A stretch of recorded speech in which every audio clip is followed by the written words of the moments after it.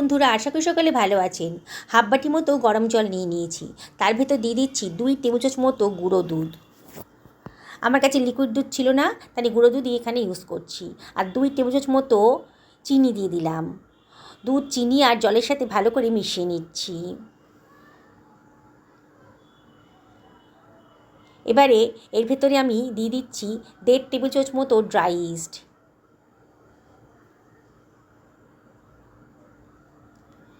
এবার সব কিছু খুব ভালো করে মিশিয়ে নেব।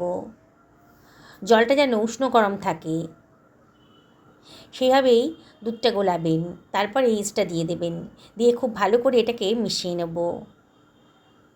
এবার ঢাকা দিয়ে 5 মিনিট মতো রেখে দেব। মিনিট 5-6 বাদে ঢাকাটা তুলে দিয়েছি।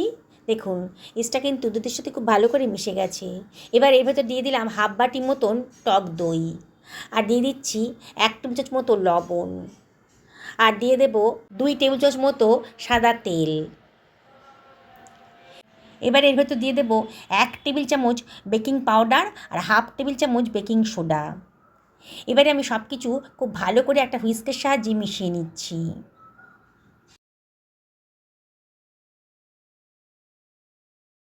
খুব ভালো করে মেশানো হয়ে গেছে, সরিয়ে রাখলাম। এবারে আমি নিয়ে নিয়েছি 2 বাটি পরিমাণ ময়দা। আজকে ময়দা দিয়েই বানাবো, ইচ্ছা করলে আপনারা আটা দিয়েও বানাতে পারেন। এইবারে ইস্ট মেশানো দুধটা আমি এর ভেতরে দিয়ে দিচ্ছি। এবারে সব কিছু খুব ভালো করে মিশিয়ে নেব।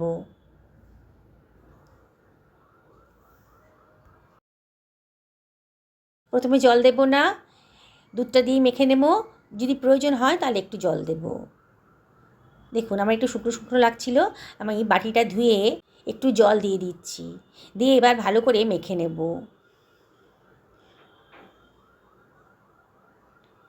খুব নরম তুলতুলে একটা ডো তৈরি হয়ে গেছে। এবারে আমি এর ভেতরে দিয়ে দিচ্ছি 1 টেবিল চামচ মতন সাদা তেল, দিয়ে আবারও তেলটা ভালো করে ডোয়ের মধ্যে মিশিয়ে দিচ্ছি। এইভাবে মাখবেন, তাহলেই কিন্তু রেসিপিটা একেবারে পারফেক্ট হবে।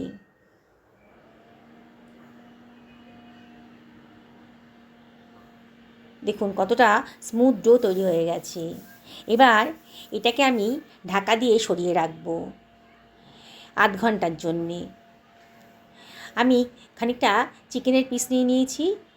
এগুলো সব সলিড চিকেনের পিস, তাও মাঝে মাঝে কয়েকটা হাড় রয়ে গেছে। এগুলো আমি বাদ দিয়ে দেবো, হাড়গুলো দিয়ে চিকেনের পিসগুলোকে আমি টুকরো টুকরো করে কেটে নিচ্ছি।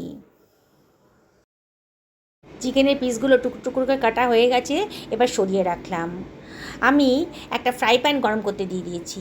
এর ভেতর দিয়ে দিচ্ছি 1 টেবিল চামচ মতো সাদা তেল। তেলটা গরম হয়ে গেছে, এর ভেতর দিয়ে দিলাম হাফ টেবিল চামচ মতো গোটা জিরে, আর দিয়ে দিচ্ছি বেশ খানিকটা রসুন কুচি, আর দিয়ে দিলাম 1 টেবিল চামচ মতো লবণ। এবার রসুনটাকে একটু ভাজা ভাজা মতো করে নেব। গ্যাসের ফ্লেমটা হাইতেই রেখেছি, আর অনবরত কিন্তু নাড়তে হবে। সুন্দর একটা গন্ধ বেরোতে শুরু করেছে যখন, তখন আমি এর ভেতর দিয়ে দিচ্ছি গ্রেট করে রাখা হাফ টেবিল চামচ মতো আদা, আর দিয়ে দিলাম চিকেনের টুকরোগুলো। সব কিছু এবার খুব ভালো করে মিশিয়ে নিচ্ছি। মাঝে মাঝে একটু নাড়াচাড়া করে দিতে হবে। দেখুন, চিকেনের গায়ের কালারটা কিন্তু একটু চেঞ্জ হয়ে গেছে। এই সময় আমি দিয়ে দিচ্ছি 1/4 টেবিল চামচ মতো হলুদের গুঁড়ো, হাফ টেবিল চামচ মতো ধনের গুঁড়ো দিলাম, হাফ টেবিল চামচ মতো জিরের গুঁড়ো দিলাম, আর দিয়ে দিচ্ছি 1 টেবিল চামচ মতো লঙ্কার গুঁড়ো। একটু ঝাল ঝাল হলে খেতে ভালো লাগবে, তো ওই লঙ্কাটা অবশ্যই নিজেদের পছন্দ মতো দেবেন। আবারও সব কিছু খুব ভালো করে মিশিয়ে নেব। এবারে আমি এর ভেতরে দিয়ে দিচ্ছি 2খানা পেঁয়াজকে কুচি করে কেটে রেখেছিলাম, দিয়ে দিলাম। আবারও সব কিছু খুব ভালো করে মিশিয়ে নেব।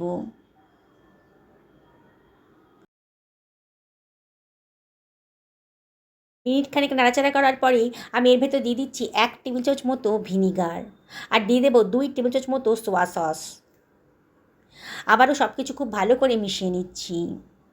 গ্যাসের ফ্লেমটা মিডিয়াম টু হাইতে রেখেছি, আর অনবরত কিন্তু নাড়তে হবে। এবারে ঢাকা দিয়ে মিনিট 5-6 আমি মিডিয়াম টু লো ফ্লেমে রান্না করে নেব। 5 মিনিট বাদে দেখুন, চিকেনটা কিন্তু অনেকটাই নরম হয়ে গেছে, সুন্দর একটা কালারও এসে গেছে। আবার একটু নাড়াচাড়া করে এর ভিতরে দিয়ে দিচ্ছি কতগুলো কাঁচা লঙ্কা কুচি, খেতে ভালো লাগবে। আর দিয়ে দিচ্ছি বেশ খানিকটা ধনেপাতা কুচি। আর এর ভেতরে আমি দিয়ে দেবো 1 টেবিল চামচ মতো গোলমরিচের গুঁড়ো। যদি পছন্দ হয় দেবেন, তার দারুণ সুন্দর ফ্লেভারটা আসবে। এবার আমি এর ভেতরে দিয়ে দিচ্ছি 1 টেবিল চামচ মতো চাট মশলা। আবারও সব কিছু খুব ভালো করে মিশিয়ে নেব। গ্যাসের ফ্লেমটা এই সময় হাইতে রেখেছি, মিনিট খানেক এইভাবে নাড়াচাড়া করে নেব।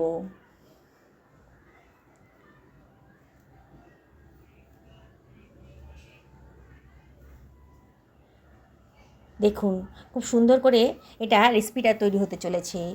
অসম্ভব টেস্টি আর অসম্ভব দামি একটা রেসিপি কিন্তু আপনি বাড়িতেই তৈরি করে ফেলতে পারবেন অল্প খরচের ভেতর। গ্যাসের ফ্লেমটা অফ করে এবার একটা থালার মধ্যে এটাকে ঠান্ডা হতে দিয়েছি। চিকেনের যে পিসগুলো একটু শক্ত শক্ত বড় বড় ছিল সেগুলোকে আমি হাত দিয়ে একটু স্ম্যাশ করে দিচ্ছি, মানে ছোটো ছোটো পিস হলেই খেতে ভালো লাগবে। দেখুন কীভাবে বানালাম। হয়ে গেছে, সরিয়ে রাখছি। আমার ময়দাটা মাখা হয়ে গেছে, কিন্তু আধ ঘন্টা হয়ে গেছে। আবারও ঠেসে ঠেসে এটাকে মেখে নিচ্ছি। দেখুন কতটা নরম তুলতুলে হয়েছে। আপনাদের হাতে যদি সময় থাকে তাহলে ঘন্টা 2 এটা রেখে দেবেন। একেবারে নরম তুলতুলেভাবে মাখানো হয়ে গেছে। এখান থেকে আমি একটু বড় সাইজের করে লেচি কেটে নেব।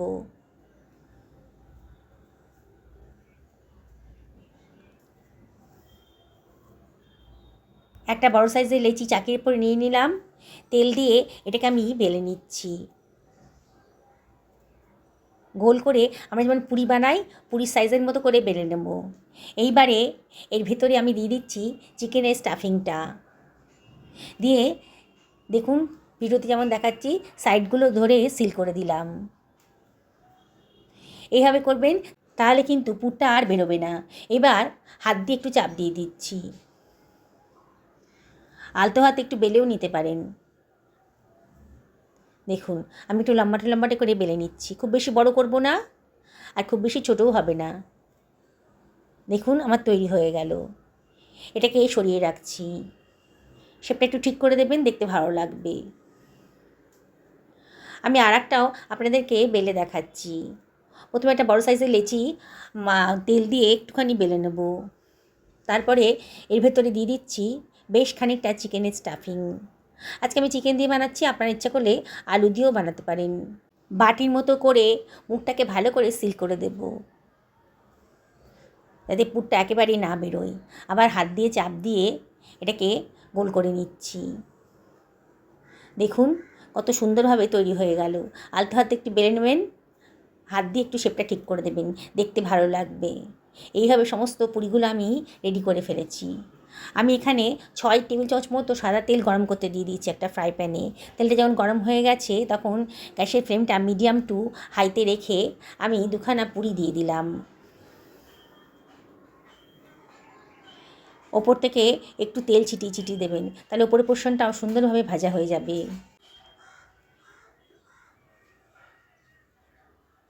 মিনিট 1.5 থেকে 2 মিনিট এইভাবে এটাকে ভেজে নেবেন, তারপরে এটাকে উল্টে দেবেন। দেখুন নিচের পোর্শনটাও কিন্তু হয়ে গেছে। কি সুন্দর একটা কালার চলে এসেছে। কত অল্প খরচের ভিতর দারুণ স্বাদের এই রেসিপিটা আপনি তৈরি করে ফেলতে পারছেন। তাকে খাওয়াবেন না, সে তো বিশ্বাসই করতে পারবে না যে আপনি এটা নিজে হাতে বানিয়েছেন। দেখুন কতটা ফুলে ফুলে উঠেছে। এইভাবে উল্টে পাল্টে দেবেন। দারুণ সুন্দর রেসিপিটা কিন্তু তৈরি হয়ে গেল। এবার একটা ছাঁকনির উপরে আমি তেলটাকে ঝরানোর জন্য দিয়ে দিচ্ছি। তেলটাকে ঝরিয়ে অন্য একটা পাত্রের ভেতর এগুলোকে রেখে দেব। আবার ওই তেলের ভেতরেই দিয়ে দিচ্ছি বাকি পুরিগুলো। বন্ধুরা রেসিপিটা ভালো লাগলে লাইক শেয়ার কমেন্ট করতে কিন্তু ভুলবেন না। আর যেসব বন্ধুরা আমার এই রেসিপিটা দেখছেন অথচ এখনও আমাকে সাবস্ক্রাইব করেননি, তাদের কাছে আমি একান্ত রিকোয়েস্ট করবো আমার চ্যানেলটা সাবস্ক্রাইব করার জন্যে। পাশে থাকা বেল আইকনটা অবশ্যই ক্লিক করে দেবেন, তাহলে আমার রান্নার নোটিফিকেশানটা আপনারা চটজলদি পেয়ে যাবেন। আর ফেসবুক থেকে যেসব বন্ধুরা দেখছেন তাদেরকে আমি রিকোয়েস্ট করব আমার পেজটা ফলো করার জন্যে। দেখুন কথা বলতে বলতে কিন্তু পরের ব্যাচের পুরিগুলোও ভাজা হয়ে গেল। অসম্ভব টেস্টি। বললাম তো এত সুন্দর রেসিপি না আপনারা কোনো রেস্টুরেন্টেও খুঁজে পাবেন না। এবারও আমি একটা স্ট্যান্ডারের উপর এগুলোকে দিয়ে দিচ্ছি। তেলটা যত সম্ভব ঝরে যাবে। আমি একটা সার্ভিং প্লেটে এগুলোকে সার্ভ করে দিচ্ছি। বাড়িতে কোনো পার্টি হবে তাহলে এই রেসিপিটা আপনি বানিয়ে ফেলতে পারবেন চটপট। বেশি সময় লাগবে না আর বেশি খরচও লাগবে না। অসম্ভব টেস্টি, আর বানিয়ে খেলে না বারে বারে বানাতে ইচ্ছে করবে, এতটাই টেস্টি। আমি আপনাদেরকে আবারও রিকোয়েস্ট করব, একদিন বাড়িতে বানিয়ে ফেলুন, দেখবেন পরিবারের সবাই কিন্তু দারুণ খুশি হয়ে যাবে। আর বললাম তো, এই রেসিপি কিন্তু আপনি হোটেল রেস্টুরেন্টে খুঁজে পাবেন না, এতটাই একটা ইউনিক রেসিপি আজকে তৈরি করে ফেললাম। দেখুন কত সুন্দর দেখতে লাগছে, কতটা লোভনীয় হয়েছে, আর খরচও কিন্তু খুব একটা বেশি পড়েনি। আমি একটা ছিঁড়ে দেখাচ্ছি আপনাদেরকে। দেখুন, পুরভরা পাউরুটি, চিকেনের পুরভরা সুন্দর একটা নরম তুলতুলে পাউরুটি তৈরি হয়ে গেছে।